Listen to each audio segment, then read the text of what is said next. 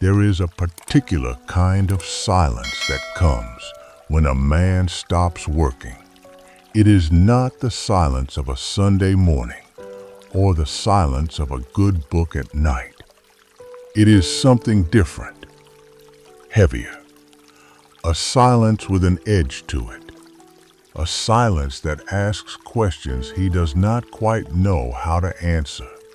Most men spend 40 years waking up with a reason, not just a job, a reason, somewhere to be, someone expecting them, a role, a function, a name that meant something beyond just their own name. And then one day, often quite quietly, that all stops, and nobody quite prepares you for what that feels like. I want to tell you about a man called Eric. He worked for 38 years at the same company, a technical role, quiet, reliable, respected. He was not the kind of man who complained. He solved problems. He arrived early. He knew things that other people didn't know, and people came to him when they needed those things. That, without him ever naming it this way, was who he was. His retirement party was on a Friday in November. His colleagues brought a cake. There were kind words. Someone made a speech about all the years. His wife was there, smiling, and he smiled too. He felt grateful. He felt moved. He drove home, thinking it had all gone rather well. By the following Wednesday, he didn't know what to do with his hands. His wife asked him, gently, if he wanted to come along to the shops. He said yes, though he felt something strange walking beside her in the middle of the day, among people who were also not working, elderly women with trolleys, young mothers with small children. He felt like he had wandered into someone else's life by mistake. He started waking earlier than before, not because he needed to, just because the habit was still there and the morning didn't know he had retired. He would sit with his coffee in the kitchen at 6 in the morning, listening to the house breathe, his wife still asleep, no emails to check, no meetings, no reason to hurry. He told himself he enjoyed it. He did not enjoy it. There is a thing that happens to people, not just men, but often men, when the structure of their days is removed. It is not depression, exactly, not sadness, exactly.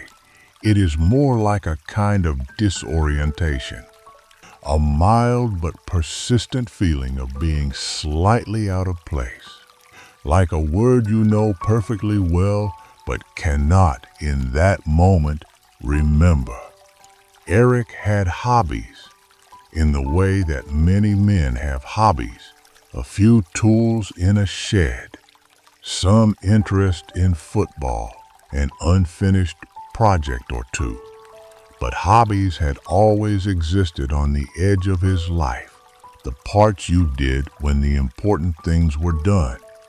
Now they were supposed to be the important things, and somehow that changed them, made them feel smaller than before. He started watching more television than he ever had. He felt vaguely ashamed of this, though there was no real reason to.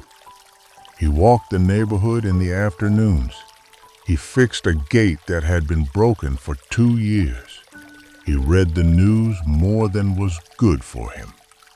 His children called, as they always did, on weekends. They asked how he was enjoying his retirement.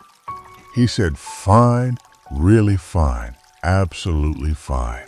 And he was not lying exactly. He just didn't have the words for what was actually happening. Here is something that nobody talks about very honestly. For many people, for many men in particular, work is not just what they do. It is a very large part of how they understand themselves. It gives them a position in the world, a sense of usefulness, a daily confirmation that they exist in a way that matters to other people. This is not a flaw. It is simply how a life gets built over many decades. The self and the role become intertwined quietly without anyone quite noticing until one day the role is gone and you are left wondering which parts of yourself went with it. Eric had not thought about this. He is not unusual in that. Most people don't think about it because while you are busy working, there is no reason to. The self feels stable, obvious, solid. It is only in the quietness of after that you begin to sense how much of that solidity came from the outside. There is a strange thing that happens in long marriages during retirement. Two people who have spent 40 years running in parallel, one out in the world, one managing the world at home, suddenly find themselves in the same small space all day, every day. Eric's wife, Margareta, had built a whole life in those hours when he was at work. Friends, routines, a rhythm entirely her own. She was fond of him. She was glad he was home. But she had not, if she was honest, been waiting for him to arrive and take over the kitchen at 10 in the morning, or to follow her into the garden asking if she needed help with the weeding. There is a particular kind of friction that comes not from conflict, but from proximity. From two people who love each other, finding that they have not, over the years, learned how to simply be together without purpose. They were not unhappy.